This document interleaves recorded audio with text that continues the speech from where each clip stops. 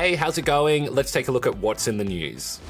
If you're a fan of doing things outside well into the evening, you're going to love the start of daylight saving this Sunday.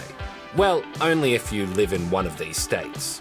So, what's the deal, and why isn't everyone on board? It's that time of year when the sun starts coming out more.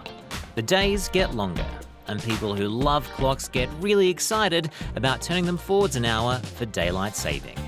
On Sunday morning at 2 a.m, people in New South Wales, the ACT, Victoria, South Australia and Tasmania will adjust their clocks to 3 a.m. Although our phones and devices will probably do it automatically while we sleep. Clever clocks. Basically, daylight saving was created to give us more sunny hours during the warmer months.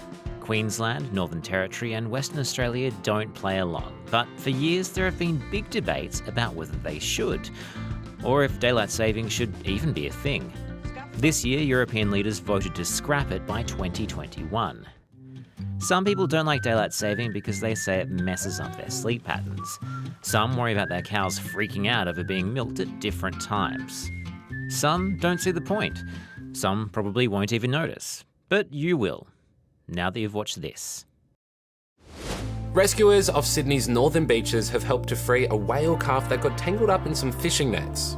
The humpback whale was travelling up the New South Wales coast with its mum when authorities noticed it swallowed part of the net.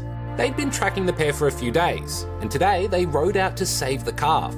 They say that while this time it was a happy ending, there's still heaps of fishing pollution out in the ocean, and there are many whales that aren't this lucky.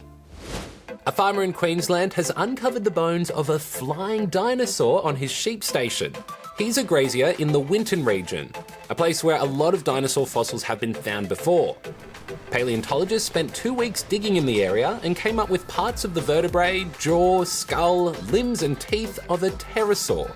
That's a flying dinosaur that lived about 96 million years ago, and finds like this are really unusual. Pterosaurs are quite rare in the fossil record because their bones are hollow and their outer bone is normally only about 1 millimetre thick. The NBL's newest team makes a winning debut. An astronaut wishes his country good luck at the Rugby World Cup. And how hard is it to see a cricket ball? Find out in sport. The South East Melbourne Phoenix have made the perfect start to its NBL career, beating Melbourne United by 3 points. The Phoenix controlled most of the game, with superstar Mitch Creek leading the way. What's the Creek show right now? John Roberson got flashy in his first game, and the Phoenix looked in sync. And the jam from Benson. Melbourne United managed to tie it up late in the last quarter, but this long bomb from Creek sealed the deal. Wow!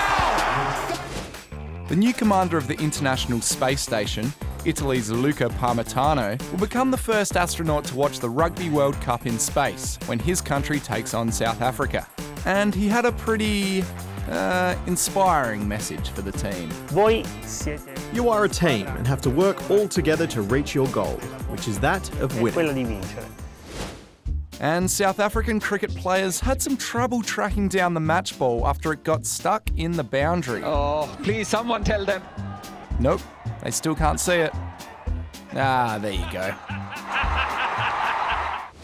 The Wizard of Oz got it right. There's no place like home, and these animals and astronauts can testify to that.